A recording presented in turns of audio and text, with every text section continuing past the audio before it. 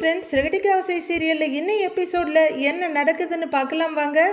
மீனாவோட வண்டி திருட்டு போனதால அதுக்கான பணத்தை வாங்கிட்டு வந்துடுறாரு முத்து. அப்போ பெட்ரோல் வண்டி வேணாம், வெஹிக்கிள் வாங்கி கொடுத்துருங்கன்னு ஸ்ருதியும் ரவியும் சஜஸ்ட் பண்ண, அதையே வாங்கி கொடுத்துருடா, நானும் ஒரு 15,000 கொடுக்குறேன்னு அண்ணாமலை சொல்ல, அவ்வளோதான் விஜயா கடுப்புல கத்த ஆரம்பிச்சிடுறாங்க.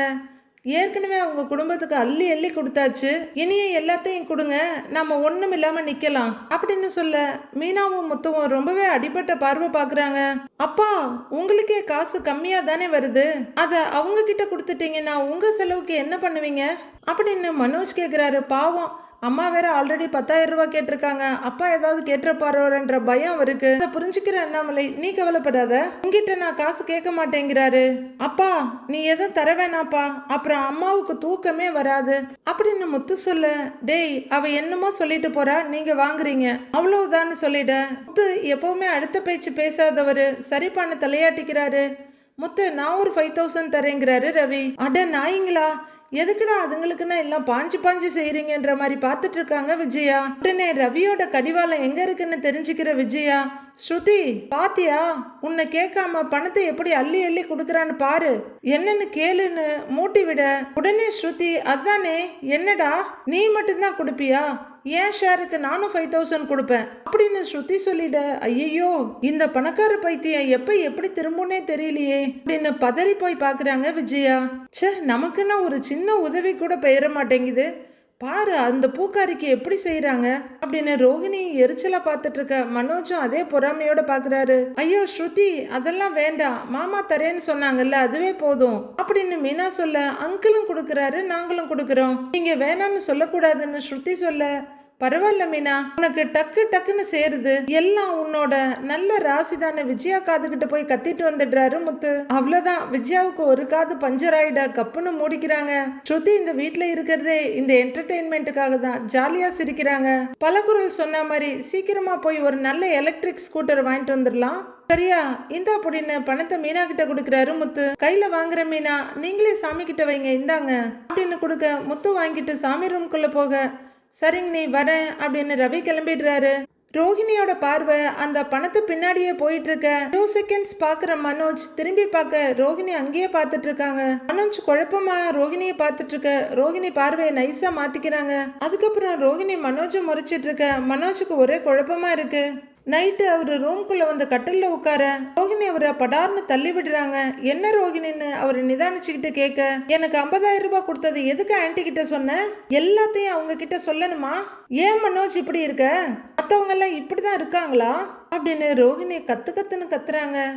இல்ல, அம்மா என்கிட்ட 10,000 ரூபாய் பணம் கேட்டாங்க, என்கிட்ட பணம் இல்லைன்ற சிச்சுவேஷன் அவங்க கிட்ட சொன்னேன், அப்ப இந்த இன்சிடென்ட்டையும் சேர்த்து சொல்ற மாதிரி ஆயிடுச்சு அப்படின்னு மனோஜ் சொல்ல, எனக்கு பணம் கொடுத்தது தெரிஞ்சா உங்க அம்மா என்னை திட்டுவாங்கன்னு உனக்கு தெரியாதா, அப்புறம் எதுக்கு எனக்கு பணம் கொடுத்தது உங்க அம்மா கிட்ட சொன்ன, ஏதோ நான் உனக்கு எதுவுமே பண்ணாத மாதிரில அவங்க பேசுறாங்க, நான் ஷோரூம்ல என்ன ஒர்க் பண்ணாம இருக்கேனா, பிரைடல் மேக்கப் அதுக்கு போற நேரம் தவிர மீது எல்லா நேரமும் ஷோரூம்ல தானே இருக்கேன், அந்த ஷோரூம் வைக்கிறதுக்கு உனக்கு யார் ஹெல்ப் பண்ணதுன்னு ரோஹிணி கேட்க, நீ தானே அவங்கள நோக்கி சுட்டுவிரல நீட்டுறாரு மனோஜ், அதை அங்க சொல்ல மாட்டல்ல, ஆனா எனக்கு 50,000 ரூபாய் கொடுத்ததை மட்டும் உடனே சொல்லி ஆகணும்ல, சொன்னா அவங்க ரியாக்ஷன் எப்படி இருக்கும்னு உனக்கு தெரியாதா, பேருக்கு பின்னாடி இவ்வளவு டிகிரி போட்டிருக்கல்ல, ஆனா உனக்கு அறிவு கொஞ்சமாச்சும் இருக்கா, முத்து உன்னை சொல்றது சில நேரத்துல கரெக்டா தான் இருக்கு மனோஜ் அப்படின்னு ரோஹிணி சொல்ல, அப்படியே எல்கேஜி குழந்தை மாதிரியே முகத்தை வச்சிட்டு இருக்க மனோஜ், என்ன ரோஹிணி நீயும் இப்படி சொல்றேன்னு பரிதாபமா கேக்குறாரு.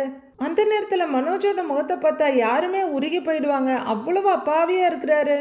கொஞ்ச நேரம் அமைதியாகிற ரோஹிணி இப்படின்னு திரும்பி கோவத்தை கண்ட்ரோல் பண்ணிக்கிட்டு, இதுக்கு முன்னாடி நான் உன்னை இப்படிலாம் பேசியிருக்கனா, ஆனா இன்னைக்கு நீ தான் என்னை இப்படி பேச வச்சுக்கிட்டு இருக்கிற, எனக்கு இந்த வீட்டில் யாருமே சப்போர்ட்டே பண்ணுறதே இல்லை, நீயும் இப்படி இருக்க அப்படின்னு ரோஹிணி ரொம்பவே இறங்கின குரலில் சொல்கிறவங்க, இங்கே பாரு, மீனாவோட வண்டி தொலைஞ்சு போச்சு, அவளுக்கு புது வண்டி வாங்கி கொடுக்கறதுக்கு முத்து என்னெல்லாம் பண்ணிட்டு இருக்காரு பாரு, அவளுக்கு நான் உங்க அப்பா ரவி ஸ்ருதின்னு எல்லாரும் முண்டி அடிச்சு போட்டி போட்டுட்டு பணம் கொடுக்குறாங்க, ஏன் எனக்கு மட்டும் யாருமே எதுவுமே செய்யவே மாட்டேங்கிறாங்க, என்னைய மட்டும் இந்த வீட்டில் யாருமே மதிக்கவே மாட்டேங்கிறாங்க, ஒதுக்கி வச்சிருக்கிறாங்க, நீயும் இப்படி என்னைய வேற யாரோ மாதிரி ட்ரீட் பண்ணா நான் என்னதான் பண்ணுவேன் அப்படின்னு ரோஹிணி அழ ஆரம்பிச்சிட. நமக்கே ஒருவேளை ரோஹிணி உண்மையாதான் அழறாங்களோன்னு தோண ஆரம்பிக்குது. இல்ல ரோஹிணி, நான் அப்படிலாம் பண்ணல அப்படின்னு மனோஜ் சொல்ல, நான் உனக்காக தானே வாழ்ந்துகிட்டு இருக்கிறேன் அப்படின்னு ரோஹிணி கேட்க, நீ கேட்கறதெல்லாம் கரெக்டு தான், ஆனா நீ கேட்கிற இடம் தப்பு, இதெல்லாம் அவங்க கிட்ட தான் நீ கேட்கணும் அப்படின்னு மனோஜ் சொல்ல, மறுபடியும் ரோஹிணிக்கு வெறி ஏற ஆரம்பிக்குது. அவங்க அப்படியே கடிச்சு குதிர போற வெறிநாய் மாதிரியே பார்க்க, இல்ல ரோஹிணி, நான் அப்படிலாம் பாக்குறது இல்லைன்னு சொன்னேன் அப்படின்னு மனோஜ் சொல்ல, போதும், உங்ககிட்ட எவ்வளவு சொன்னாலும் அது யூஸே இல்லை. நீ எப்பவும் உங்க அம்மா சொல்றத மட்டும்தானே கேட்க போற. வித்யாவுக்கு உங்க அம்மா 101 ரூபாய் மொய் வைக்க சொல்றாங்க. இந்த காலத்துல யாராச்சும் 101 ரூபாய் மொய் வைப்பாங்களா? எனக்கு நீ கொடுத்த 50,000 ரூபாய நான் அவளுக்கு கொடுக்க தான் போறேன். உங்க அம்மா சொன்னாங்கன்னு என்கிட்ட திருப்பி கேட்டேன்னு வையி அப்படின்னு ரோஹிணி மிரட்ட, ரோஹிணியோட கையை பிடிச்சிட்டு, சரி சரி பரவாயில்ல, அதுக்கெல்லாம் நீ டென்ஷன் ஆகாத, 40,000 ரூபாய் அவங்களுக்கு கொடுத்துரு, பிரச்சனை இல்லை, ஆனா அம்மா கேட்ட 10,000 ரூபாயை மட்டும் அதுல இருந்து கொடுத்துருங்கிறாரு மனோஜ். ரோஹிணிக்கு திக்குன்னு இருக்கு. 40,000 ரூபாயை சிந்தாமணி கொடுத்துட்டேன், மீதி 10,000 ரூபாயை தான் வித்யாவுக்கு கொடுக்கலான்னு நினைச்சேன், அதையும் கேட்குறியன்னு மனசுக்குள்ள புலம்புறாங்க. என்ன ரோஹிணி யோசிக்கிறேன்னு மனோஜ் கேட்க, யோசிக்கிறதெல்லாம் வெளியில சொல்லவா முடியும்? அப்படியே சொன்னாலும் அடுத்த நிமிஷம் போய் உங்க அம்மா கிட்ட சொல்லிடுவேன் அப்படின்னு ரோஹிணி சொல்ல, சரி அந்த 10,000 ரூபாயை நீ கொடுக்க வேண்டாம், நான் அட்ஜஸ்ட் பண்ணிக்கிறேன், ஆனா அம்மா கேட்டா அவங்க கல்யாணத்துக்கு அம்மா சொன்ன மாதிரி 101 ரூபா தான் மொய் வச்சேன்னு மட்டும் சொல்லிடு, அது போதும்னு சொல்லிட்டு மனோஜ் அங்கிருந்து போயிடுறாரு. உண்மையா வாழ்றதுலயே 1000 பிரச்சனை இருக்கப்ப பொய்யா வாழ்றப்ப 1 கோடி பிரச்சனைங்க வர்றது சகஜம்தான். அதை தான் ரோஹிணி அனுபவிச்சுட்டு இருக்காங்க, நல்லா அனுபவிக்கட்டும். மறுநாள் பொழுது விடியுது. சுதாவும் வாசுதேவனும் ஒரு இடத்துக்கு பரபரப்பா வர்றாங்க. படியில ஏறுற வாசுதேவன் டக்குன்னு பேக் அடிச்சு ரிவர்ஸ் கியர் போட்டு திரும்புறாரு. நீ ஒரு காரியம் பண்ணு, உள்ளர போய் பேச வேண்டியதெல்லாம் பேசிட்டு வா, நான் இங்க வெயிட் பண்ணிட்டு இருக்கேங்கிறாரு. என்னங்க நீங்க, மாப்பிள்ளைய வேலையை விட்டு வர சொல்றதுக்கு சொல்லணும்னு தானே உங்களை கூட்டிட்டு வந்தது, நான் சொன்ன அவர் கேட்க மாட்டாரு, நீங்களும் வாங்கன்னு சுதா சொல்ல, சரி வா அப்படின்னு வாசுதேவன் வர, போங்க வர்றேன்னு பின்னாடியே வர்றாங்க சுதா. 2 பேரும் நீத்துவோட ஹோட்டலுக்குள்ள வர, ரவியோட ஃப்ரெண்டு ஒருத்தர் வந்து, வாங்க மேடம் வாங்க சார் அப்படின்னு ரிசீவ் பண்ணி, ஃப்ரீயா இருக்கு இங்கே உட்காருங்கன்னு சொல்ல, இல்ல நாங்க சாப்பிட வரல, செஃப் ரவியை கூப்பிடுங்கன்றாங்க சுதா. அதுக்குள்ள அவரை ரெகக்னைஸ் பண்ணிக்கிட்டு, நீங்க ரவியோட மாமனார் மாமியார் தானே அப்படின்னு கேட்க, ஆமான்றாங்க சுதா. சரி நான் கூப்பிடுறேன், நீங்க கொஞ்சம் வெயிட் பண்ணுங்கன்னு பரபரப்பா உள்ளர ஓடுறாரு அவரு. வாசுதேவன் ரெஸ்ட்லெஸ்ஸா இங்கேயும் அங்கேயும் நடக்க, சுதாவும் கூடயே நடக்கிறாங்க. வெளியே வர்ற ரவி, வாங்க அங்கிள் வாங்க ஆண்டி உட்காருங்க, என்ன சாப்பிட்றீங்கன்னு கேட்க, இல்ல மோனே நான் சாப்பிட வரலங்கிறாரு, உங்ககிட்ட ஒரு விஷயம் பேசணும்னு வந்திருக்கோம் அப்படின்னு சுதா சொல்ல, அப்படியா, இங்க ஒர்க் கொஞ்சம் பிஸியா போயிட்டு இருக்கு, சரியா பேச முடியாது, நீங்க வீட்டுக்கே வந்திருக்கலாமே, இல்ல நீங்க கூப்பிட்டு இருந்தா நான் வீட்டுக்கு வந்திருப்பேனேங்கிறாரு ரவி. மகனே, எனக்கு ஹோட்டல் விஷயங்கள்லாம் ஒன்றும் பெருசா தெரியாது, என் மக ஆரம்பிக்கிற ஹோட்டல் அது, நீயே வரமாட்டேங்கிற, ஸ்ருதிக்கு அந்த பிசினஸ்ல ஒரு அனுபவமும் இல்ல, உனக்கு நல்ல எக்ஸ்பீரியன்ஸ் இருக்கு, நல்ல செஃப்னு பேரும் எடுத்திருக்க, 2 பேரும் சேர்ந்தே பண்ணலாமேன்னு கேக்குறாரு வாசுதேவன். அங்கிள், நான் இத முன்னாடியே ஸ்ருதி கிட்ட சொல்லிட்டேன், அவ இவ்வளவு அவசரமா ரெஸ்டாரண்ட் ஸ்டார்ட் பண்றதே எனக்கு பிடிக்கலங்கிறாரு ரவி. இதுல என்ன இருக்கு மாப்ள, அவ உங்களுக்காக தானே இந்த ரெஸ்டாரண்ட்டை ஸ்டார்ட் பண்றா, இதுக்கு முன்னாடி அவளுக்கு இந்த ஐடியா இருந்ததே இல்ல, உங்க ஆசைக்காக தான் அவ இதை ஸ்டார்ட் பண்றா, இந்த நேரத்துல நீங்க தானே மாப்பிள்ள அவ கூட சப்போர்ட்டா இருக்கணும் அப்படின்னு சுதா சொல்ல, மகனே உன்னை நம்பி தானே அவ ஹோட்டல் ஸ்டார்ட் பண்ணியிருக்கா அப்படின்னு வாசுதேவன் கேட்குறாரு. அங்கிள், நான் ஸ்டார்டிங்லேயே எனக்கு இதில் இன்ட்ரெஸ்ட் இல்லை, கொஞ்சம் வெயிட் பண்ணுன்னு சொன்னேன், ஆனால் நான் சொல்கிறத கேட்காம அவளே எல்லாமே பண்ணிட்டாங்கிறாரு ரவி. ஏன், எதனால நீ வரமாட்டேன்னு சொல்கிற அப்படின்னு வாசுதேவன் கேட்க, நான் என்னோட சொந்த பணத்தில் சொந்தமாக ஹோட்டல் ஆரம்பிக்கணும்னு நினைக்கிறேன், எனக்கு இப்படி அப்படின்னு ரவி சொல்லிட்டு இருக்கும்போதே, மாமனார் பணத்தில் வேணான்னு நினைக்கிறியா அப்படின்னு வாசுதேவன் கேட்க, ரவி டக்குன்னு எந்த பதிலும் சொல்லாமல் இருக்காரு. இங்க பாரு மகனே, எனக்கு ஸ்ருதி மட்டும்தான் வாரிசு, வேற பசங்க யாரும் இல்ல, உன்னை என்னோட மகனா தான் நினைக்கிறேன், என்னோட ப்ராப்பர்ட்டிஸ்ல ஸ்ருதிக்கு இருக்கிற எல்லா ரைட்ஸும் உனக்கும் இருக்கு அப்படின்னு வாசுதேவன் சொல்ல, நீங்க இப்படி சொல்றதுக்கு தேங்க்ஸ் அங்கிள், ஆனா நான் என் அப்பா கிட்ட கூட காசு வாங்க கூடாதுன்னு நினைக்கிறேங்கிறாரு ரவி. நீ கேட்டாலும் கொடுக்கறதுக்கு உங்க அப்பா கிட்ட அவ்வளோ பைசா இல்லையே அப்படின்னு வாசுதேவன் வெடுக்குன்னு சொல்லிட, ரவியோட முகம் அடுத்த செகண்டே மாறி போயிடுது. ஏங்க இந்த மாதிரி வார்த்தையை விட்டீங்கன்ற மாதிரி சுதா பார்த்துட்டு இருக்க, எனக்கு நல்ல படிப்பையும் சொந்த காலில் நிற்கக்கூடிய நல்ல நம்பிக்கையும் என் அப்பா கொடுத்துருக்காரு, எனக்கு அது போதும் அங்கிள்னு ரவியும் சொல்ல, ஸ்ருதி உன் ஒய்ஃப் தானே, அவளோட சேர்ந்து வேலை செய்யறதுக்கு உனக்கு கௌரவ குறைச்சலா நினைக்கிறியா அப்படின்னு வாசுதேவன் கேட்க, நான் அந்த மாதிரிலாம் டிப்பிக்கலா யோசிக்கிறவன் இல்ல அங்கிள். ஸ்ருதி வேற எந்த விஷயம் பண்ணனாலும் நான் அவளுக்கு சப்போர்ட்டிவா கூடவே நிப்பேன். ஆனா எனக்குன்னு சுய மரியாதை இருக்கு, அதையும் நான் விட்டு கொடுக்க முடியாது. நானும் ஸ்ருதி கிட்ட கொஞ்சம் டைம் எடுத்து சொந்தமா ஏர்ன் பண்ணி ரெஸ்டாரண்ட் ஆரம்பிக்கலான்னு சொன்னேன். ஆனா அவ அதை புரிஞ்சிக்கவே மாட்டேங்கிறா அப்படின்னு ரவி சொல்லிட்டு இருக்கும் போதே நீத்து போன் பேசிட்டு அந்த பக்கமா வர்றாங்க. That's fantastic sir, thank you so much அப்படின்னு அவங்க பேசிட்டு இருக்க ரவியோட பார்வை அங்க போகுது. மகனே, நான் சொல்றத கொஞ்சம் கேளு, நீயும் மகளும் சேர்ந்து அப்படின்னு வாசுதேவன் சொல்லிட்டு இருக்கும் போதே நீத்து உங்களை பெருசா கவனிக்கல. ரவி அப்படின்னு கைய காமிக்க, அங்கிள் ஒரு நிமிஷம் சொல்லிட்டு ரவி அங்க போக வாசுதேவன் சுதா ரெண்டு பேரும் திகைச்சு போய் பாக்குறாங்க. சொல்லுங்கன்னு ரவி வந்து நிக்க, ஒரு குட் நியூஸ் அப்படின்னு நீத்து ஷேக் ஹேண்ட் கொடுக்க, என்ன நீத்துன்னு கேக்குறாரு ரவி. ஒரு குக்கிங் காம்படிஷன் இருக்குன்னு சொல்லிக்கிட்டு இருந்தேன்ல, அதுக்கு டேட் ஃபிக்ஸ் பண்ணிட்டாங்க. நம்ம ரெஸ்டாரண்ட் பேர் கொடுத்துருந்தேன், நாம செலக்ட் ஆயிட்டோம் ரவி அப்படின்னு ரொம்ப எந்தோசியாஸ்டிக்கா நீத்து சொல்ல, அப்படியா சூப்பர் நீத்து அப்படின்னு ரவி சொல்லிட்டு இருக்க, இவங்க ரெண்டு பேரும் அவங்க ரெண்டு பேரையும் வெறிச்சு பார்த்துட்டு இருக்காங்க. நீத்து இந்த பக்கம் திரும்ப அவங்க ரெண்டு பேரையும் பார்த்துட்டு, ஏய் இவங்க ஸ்ருதியோட அம்மா அப்பா தானே அப்படின்னு கேட்க, ஆமா அவர் என்னோட அங்கிள் ஸ்ருதியோட அப்பாங்கிறாரு Ravi. Hi hello, hi sir, hi ஆண்டிங்கிறாங்க நீத்து. ஹாய்மான்னு சொல்லிட்டு சுதாவும் அந்த பக்கமா வர்றாங்க. ரெண்டு பேருமா நீத்து பக்கமா வர, எப்படி இருக்கீங்க ஆண்டின்னு நீத்து கேட்க, நான் நல்லா இருக்கேங்கிறாங்க சுதா. உடனே நீத்து ரவி பக்கம் திரும்பி அவரோட தோல்ல கைய வச்சு, ரவி நான் ரொம்ப ஹாப்பியா இருக்கேன், மற்ற டீட்டெயில்ஸ் எல்லாம் அப்புறமா பேசலாம். இந்த காம்படிஷன்ல நம்ம ரெஸ்டாரண்ட் கண்டிப்பா வின் பண்ணணும் அப்படின்னு ஸ்ருதி சொல்ல, கண்டிப்பா வின் பண்ணிடலாம் நீத்துங்கிறாரு ரவி. நீத்துவும் சிரிச்சிட்டு, சரி ரவி நீங்க பேசிட்டு இருங்க, நான் வரேன், அங்க இருந்து போறேங்க. சுதாவும் வாசுதேவனும் இதை எரிச்சலா பார்த்துட்டு இருக்க ரவி திரும்புறாரு. ரவி நீயும் ஸ்ருதியும் சேர்ந்து பிசினஸ் பண்ணணும்னு எங்களுக்கு ஆர்வம் இருக்கு, நாங்களும் அதை தான் ஆசைப்படுறோம். மோனே நீ நல்லா யோசிச்சு முடிவெடு அப்படின்னு வாசுதேவன் சொல்ல, இதுல யோசிக்க எதுவும் இல்லை அங்கிள், எத்தனை தடவை கேட்டாலும் என் முடிவு இதுதான் அப்படின்னு ரவி சொல்ல வாசுதேவன் டென்ஷன் ஆயிடுறாரு. சரி மகனே, இதுக்கப்புறம் உன்னோட விருப்பம், நாங்க வரேன் அப்படின்னு சொல்லிட்டு அவர் கிளம்ப, வரேன் மாப்பிள்ளன்னு கொஞ்சம் தயக்கத்தோடு சொல்லிட்டு சுதாவும் பின்னாடியே போறாங்க. படி இறங்கிட்டு இருக்க வாசுதேவன் கோபம் குறையாம, ஏண்டி அவதானே இந்த நீத்துன்னு கேட்க, ஆமாங்க மாப்பிள்ள பேசுறத கேட்டீங்கல்ல, அந்த அளவுக்கு அந்த பொண்ணு அவரை மாத்தி வச்சிருக்கா. அவ பேசுனதை கேட்டீங்கல்ல, நம்ம ரெஸ்டாரண்ட் பேரை கொடுத்துருக்கேன், நம்ம ரெஸ்டாரண்ட் ஜெயிக்கணும்னு சொல்றா, அழுத்தி நம்ம ரெஸ்டாரண்ட்னு சொல்றா. அது எதுக்கு அங்க சொல்லணும்னு கேக்குறாங்க சுதா. மாப்பிள்ளைக்கு இந்த மாதிரி ஆசை வார்த்தை காட்டி அவ பக்கம் இழுக்க பாக்குறா.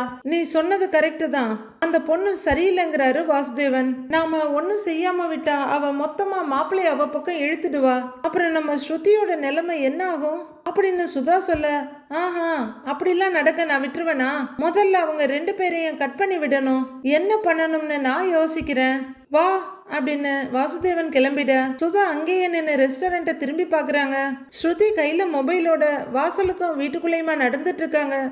மீனா அங்க வந்து, ஸ்ருதி நீங்க சொன்னீங்கன்னு நான் சமைக்காம இருக்கேன், அப்புறம் அவங்க வராம போயிட போறாங்க, மாமாவுக்கு டயத்துக்கு சாப்பாடு கொடுக்கலன்னா உடம்புக்கு ஒத்துக்காம போயிடுங்கிறாங்க மீனா.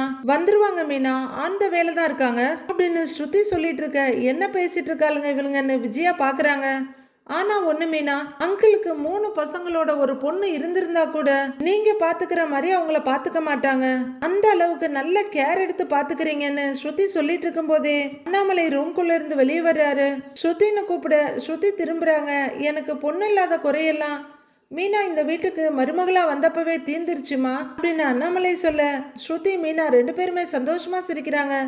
உன்னையும் ரோகிணியையும் கூட எங்க பொண்ணு மாதிரி தான் பாக்குறோம் இல்லையா விஜயான்னு பக்கத்துல இருக்க விஜயாட்ட கேட்க, மீனா சமையல் முடிஞ்சுதா இல்லையாங்கிறாங்க விஜயா. அங்கிள் நீங்க மட்டும்தான் பொண்ணு மாதிரி பாக்குறீங்கன்னு நினைக்கிறேன் அப்படின்னு ஸ்ருதி சொல்லிட்டு இருக்கும் போதே விஜயா அப்படின்னு பாத்துட்டு இருக்காங்க. அத்தை நான் இன்னும் சமைக்கலன்னு மீனா சொல்ல, சமைக்கலையா, இவ்வளோ நேரம் சமைக்காம என்ன பண்ணிட்டு இருந்தேன்னு கத்துறாங்க விஜயா. அது அப்படின்னு மீனா சொல்லிட்டு இருக்கும் போதே, ஆன்ட்டி நான் தான் சமைக்க வேணான்னு சொன்னேன், சாப்பாடு வந்துகிட்டு இருக்கு அப்படின்னு ஸ்ருதி சொல்ல, ஏன் கடையில இருந்து ஆர்டர் பண்ணியிருக்கீங்களா அப்படின்னு ரெண்டு பேரையும் பார்த்து கேட்குற விஜயா.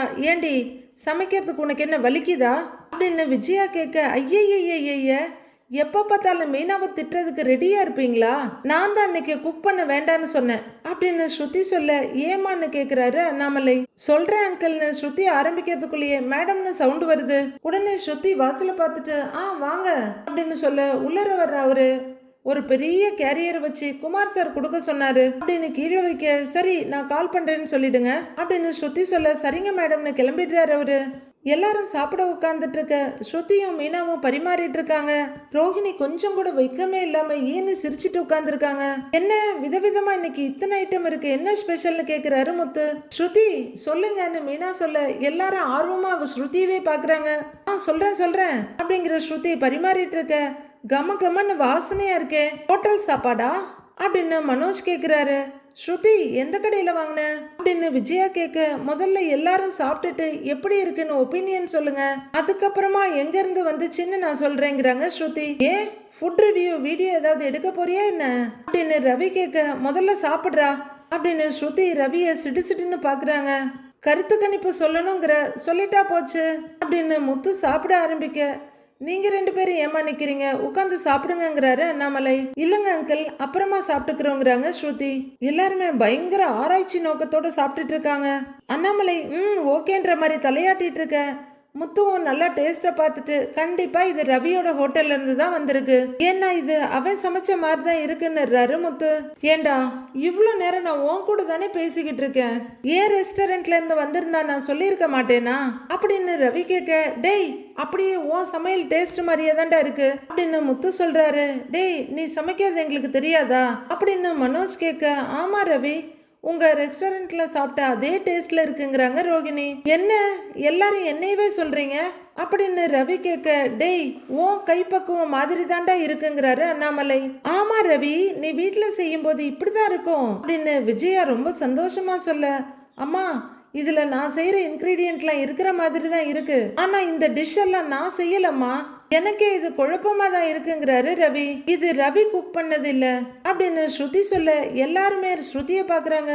அப்ப வேற யாரு சமைச்சாங்க ஸ்ருதி அப்படின்னு மீனா ஆர்வமா கேட்க, இத சமைச்சது ரவி கிட்ட அசிஸ்டண்டா இருக்க குமாருங்கிற ஒருத்தர் அப்படின்னு ஸ்ருதி சொல்ல, குமாரா அப்படின்னு ரவி ஆச்சரியமா கேட்க, ஆமா நான் என்னோட ரெஸ்டாரண்ட்டுக்கு செஃப் ஹையர் பண்ண இன்டர்வியூ வச்சிருந்தேன், அந்த இன்டர்வியூக்கு உன்னோட அசிஸ்டன்ட் குமார் வந்திருந்தாரு, நான் சமைச்சு உங்களுக்கு கொடுத்து விடுறேன், நீங்க சாப்பிட்டு பார்த்துட்டு சொல்லுங்கன்னு சொன்னாரு. சரி நான் ஒருத்தி மட்டும் சாப்பிட்டு பார்த்துட்டு டிசைட் பண்றதை விட உங்க ஒப்பீனியன் எல்லாரோட இதுவும் தெரிஞ்சா நல்லா இருக்குமேன்னு தான் வீட்டுக்கு அனுப்ப சொன்னேன் அப்படின்னு ஸ்ருதி சொல்ல, ஸ்ருதி முகத்தையே பார்த்துட்டு இருக்க ரவி, ஓ அதுக்கு தான் நேற்று ரெஸ்டாரண்ட்ல எல்லா டிஷ்ஷையும் செய்யும் போது ரொம்ப கவனமா நோட் பண்ணிட்டே இருந்தானா, இப்படி ஒரு ஐடியால இருக்கான்னு அவன் சொல்லவே இல்லையேங்கிறாரு ரவி. இத ரசனையோட பார்த்துட்டு இருக்க முத்து, டேய் அவன் தான் புது வேலைக்கு ட்ரை பண்ணிட்டு இருக்கான்ல, அது கிடைக்கிற வரையிலும் வெளியில சொல்ல முடியாதுல்ல அப்படின்னு முத்து சொல்ல, ரவி ஒரு மாதிரி குழப்பமாவும் கோவமாவும் ஸ்ருதியை பாக்குறாரு.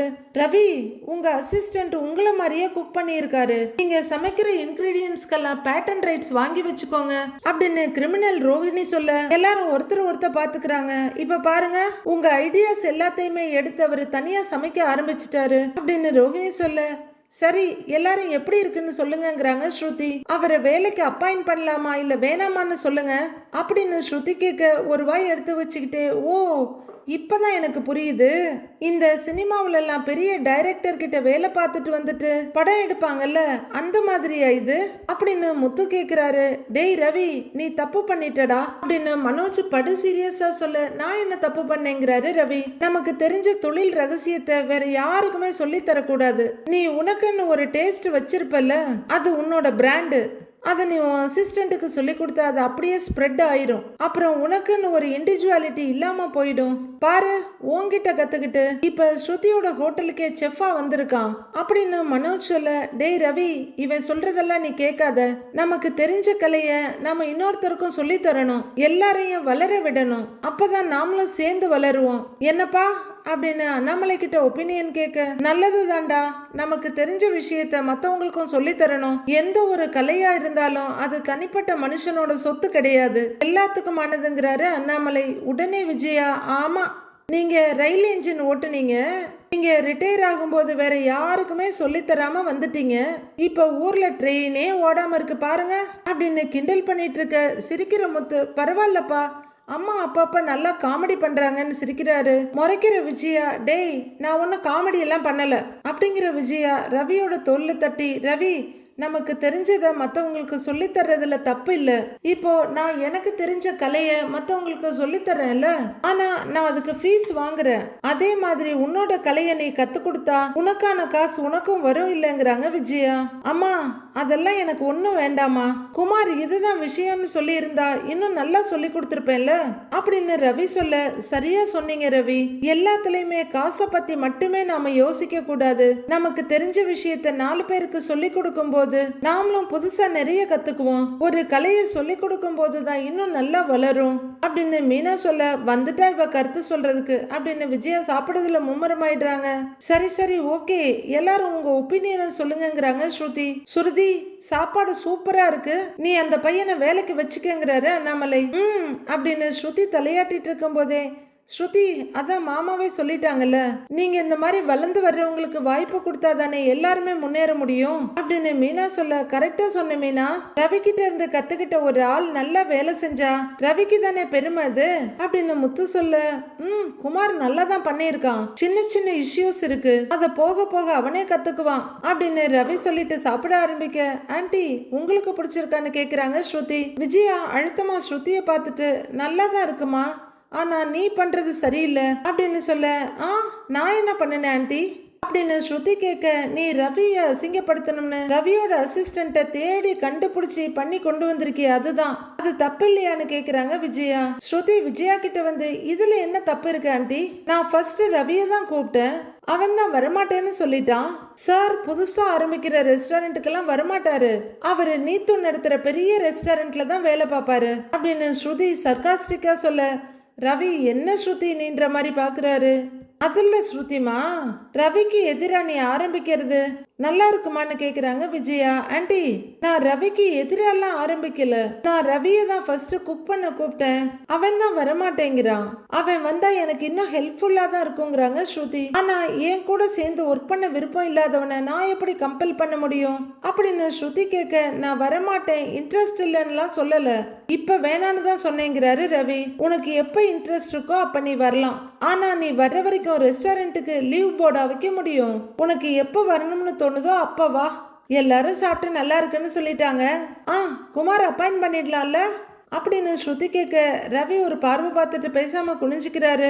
ரவி என்ன நினைக்கிறானோ தெரியலையே, ஒருவேளை சங்கடமாயிருக்குமோ அவனுக்குன்ற மாதிரி முத்துவும் அண்ணாமலையும் ரவியை பாக்குறாங்க. ஸ்ருதி நீ ரவி வர்ற வரைக்கும் வெயிட் பண்ணிருக்கலாம், அவசரப்பட்டு உன்னை இப்ப யாரு ஹோட்டல் ஆரம்பிக்க சொன்னது, உனக்கு ஆல்ரெடி டப்பிங் வேலை நல்லா தானே போய்கிட்டு இருக்கு, அதையே பண்ணிக்கிட்டு இருக்க வேண்டியது தானே அப்படின்னு மனோஜ் சொல்ல, எப்ப என்ன பண்ணணும்னு எனக்கு தெரியும் மனோஜ், என்னோட டெசிஷனை பத்தி எல்லாம் நான் உங்ககிட்ட கேட்கல, சாப்பாட்டை பத்தி மட்டும் தான் கேட்டேன், அதுக்கு மட்டும் ஆன்சர் சொன்னா போதும் அப்படின்னு ரொம்ப கேவலமா முகத்தில் அடிச்ச மாதிரி சொல்லிடுறாங்க ஸ்ருதி.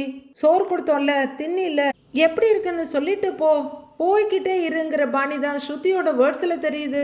மனோஜ் இதுல ரொம்பவே சங்கடப்பட்டுட ஸ்ருதி அவங்கள பாக்குறாங்க. 2 பேரும் ஒருத்தர் பாத்துக்க, தேவதாண்டா உனக்கு, செம்ம கேவலமா வாங்கி கட்டிட்டடா அப்படின்ற மாதிரி முத்து நம்மட்டு சிரிப்பு சிரிச்சுட்டு வாயை மூடிட்டு இருக்காரு. அசிங்கப்பட்டுட்டான்டா அடி முட்டாளுங்கிற மாதிரி மீனாவும் சிரிப்பை மறைச்சிட்டு பாத்துட்டு இருக்காங்க. எதுக்கு மனோஜ் தேவையில்லாம போய் மூக்கு உடப்பட்டு நிக்கிறன்ற மாதிரி ரோஹிணி முறைச்சிட்டு இருக்காங்க. ஸ்ருதி ரவியும் ஒரு ஹோட்டல்ல வேலை பார்த்துக்கிட்டு இருக்காரு, அத திடீர்னு விட்டுட்டு வர முடியாது இல்லன்னு மீனா சமாளிக்கிறாங்க. அதனால கூட அவர் யோசிக்கலாம், எங்க போயிட போறாரு, ஒரு நாள் வந்துதானே ஆகணும், நீங்க அவரு வர்ற வச்சும் இவரை வச்சு பண்ணுங்க, நல்லா தானே இருக்கு, நல்லா சமைக்கிறாருங்கிறாங்க மீனா.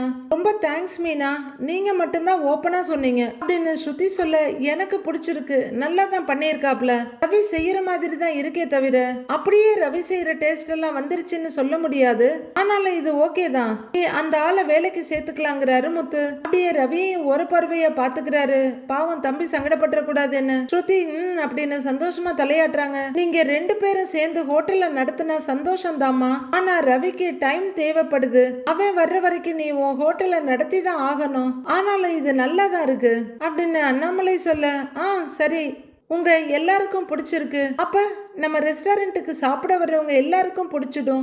ரவி நான் உன்னோட அசிஸ்டன்ட் குமாரியை செஃப்பா ஃபிக்ஸ் பண்ணிடுறேன், ஆனா உன்னோட போஸ்ட் எப்பவுமே காலியா தான் இருக்கும், நீ எப்ப வேணாலும் வந்து ஜாயின் பண்ணிக்கலாம் அப்படின்னு ஸ்ருதி சொல்ல, ரவி பலவிதமான உணர்ச்சி கலவையில மூழ்கி ஒரு பார்வை பார்த்துட்டு யோசிக்கிறாரு. முத்து ஒரு இடத்துல காரை நிறுத்திட்டு அது மேல சாஞ்சு மொபைல் பார்த்துட்டு இருக்க, அந்த வழியா கிராஸ் பண்ற 2 வீலர் கார் ஒருத்தர், ஏய் முத்து அப்படின்னு சொல்லிக்கிட்டே கொஞ்ச தூரம் போய் வண்டியை பிரேக் போட்டு நிறுத்திட்டு இறங்குறாரு.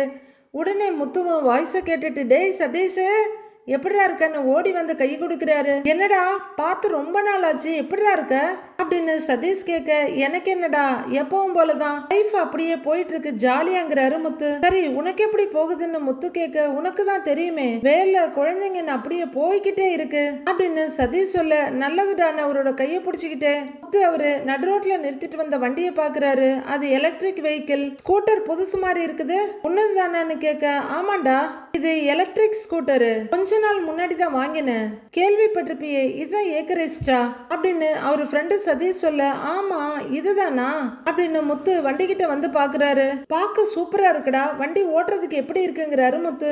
நல்லா இருக்குடா, ரொம்ப கம்ஃபர்டபுளா, டிரைவ் பண்ணும்போது ஸ்மூத்தா இருக்கு, எலக்ட்ரிக்ன்றதுனால பெட்ரோல் போட தேவையில்லை, வீட்லயே சார்ஜ் போட்டுக்கலாங்கிறாரு அவரு. கரெக்ட் தான், இதெல்லாம் யூஸ்ஃபுல்லா இருக்கும்லங்கிறாரு முத்து. ஒரே ஒரு தடவை சார்ஜ் போட்டா 3-4 நாள் யூஸ் பண்ணலாம்டா அப்படின்னு சதீஷ் சொல்ல, அப்படியா அப்படின்னு ஆச்சரியமா பாக்குறாரு முத்து.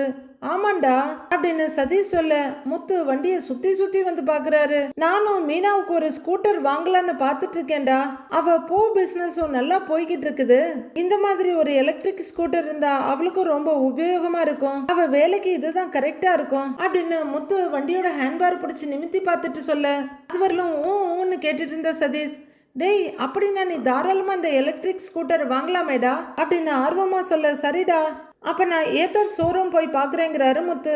நாளைய ப்ரோமோவில் பொன்னியம்மன் கோவில் வாசல்ல மீனாவோட புது ஸ்கூட்டர் நிக்குது, ஓம் அஷ்டலக்ஷ்மியை போற்றிவோம் அப்படின்னு ஐயர் மந்திரம் போல் சொல்லிட்டு இருக்காரு.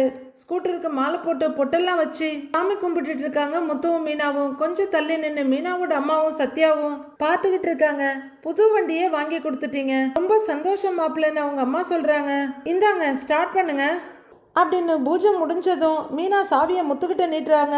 மீனா வண்டி உண்டு, நீ தான் ஸ்டார்ட் பண்ணு அப்படின்னு முத்து சொல்ல, மீனா வண்டியில ஏறி உட்கார முத்து ஹெல்மெட்டை போட்டு விடுறாரு. மீனா வண்டியை சந்தோஷமா ஸ்டார்ட் பண்ண முத்து அதை விட சந்தோஷமா பின்னாடி உட்காந்துக்கிட்டு சத்யாவுக்கும் அவங்க அம்மாவுக்கும் பை சொல்லிட்டு இருக்காரு. அடுத்து என்ன நடக்க போகுதுன்னு நாளைக்கு பார்க்கலாம் ஃப்ரெண்ட்ஸ்.